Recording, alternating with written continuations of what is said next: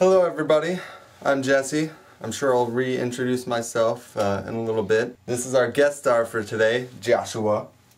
He's a big fan of our web series, probably one of our only fans. We just wanted to do a little shout out before our review because this will probably be Justin's last review with us for the Looking Glass Station, at least for some time. He's leaving tomorrow morning for the military. Kind of want to give a little shout out. If you guys want to in the comments below, you can. Anything you'd like to say? Nope. We'll see you in a little bit for the Looking Glass reviews. The Cabin in the Woods. Enjoy. In a blood red summer, I'll give you. Ready? You ready for this? I'm ready. You better get ready. He's psyched. Special guest. Guest star, Josh Roth. That's my name. He's Don't ready. let it out. He's ready for this. He's Are you ready. We're for all this? ready for this. This was crazy! We are reviewing The Cabin in the Woods. Cabin in the Woods. Cabin in the Woods. What is the first 3 words that come to your mind about this movie? 5, 3, 2, Can't come up with none. 1. Can't come up with none. What about you, Justin? Crazy rays of orgasmic lightning. That was 4. My words: horror, massacre, classic. It says it all. So this movie, oh god. Alright, I need to breathe in. This movie starts out and you're like, what is going on? We can't tell you what's going on because it'll ruin the movie. But it's awesome.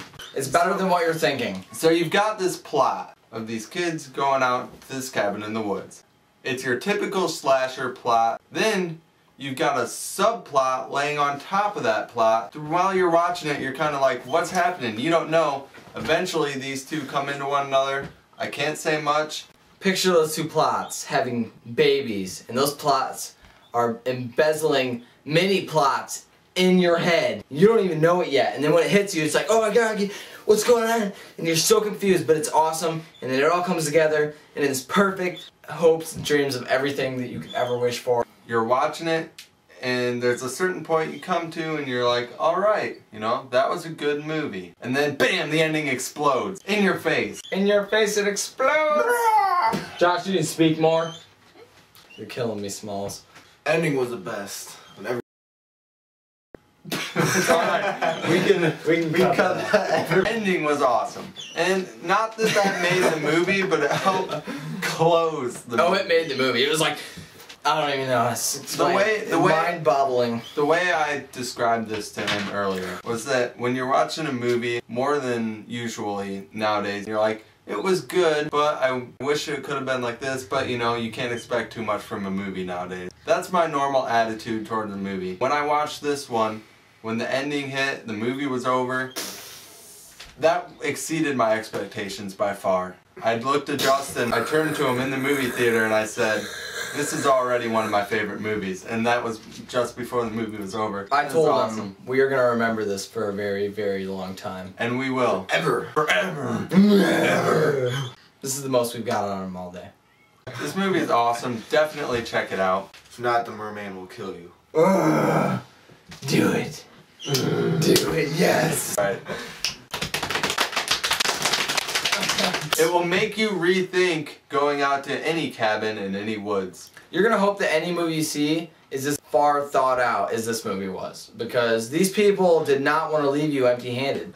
They wanted you to feel like you paid your full price, and we paid our full price for a good reason. It's a slasher, but it's an intellectual slasher. Go into this movie with an open mind. Otherwise, you might be angry at us. Thor is in this movie, and it may or may not affect whether he appears in the Avengers. I'll have another! Man. You know who wasn't in this movie? Chris Evans, which is his only movie that he didn't star in, apparently. It's kind of got that meta feel to it, like Scream. Not to the point of Scream where Scream overdoes it. Like Scream is completely, we're in a horror movie. They're thinking things and saying things that you're thinking watching this movie. Trying to do a review and you're just trying to snip parts. This is how people are going to remember you. No, it's not. This is how people are going to remember you. I feel fat now. Better than farts. Josh, you were first, your special guest, and Jesse, so he doesn't complain about me going before him. 9. 9 A solid 9. He has no idea, but he gives it a 9, and that's all we need to know. I don't know yet. I'm man. Pony boy, come closer. Stay golden. You've inspired me. You know what? I'm doing it all out. Lost review. Yeah! I know I've done it, but I'm doing it again, man. I'm gonna go. They're impressing me. I don't think I will ever be that impressed in a horror movie again in my life. Now that is saying something. I will give it a 9. You know, it was give or take a little bit, maybe 8.5, maybe 9.5. I have to go with 9. I have to agree with Joshua. You look so unhappy with your results. This has been Looking Glass Reviews. I'm Justin. I'm Jesse. And this is Josh.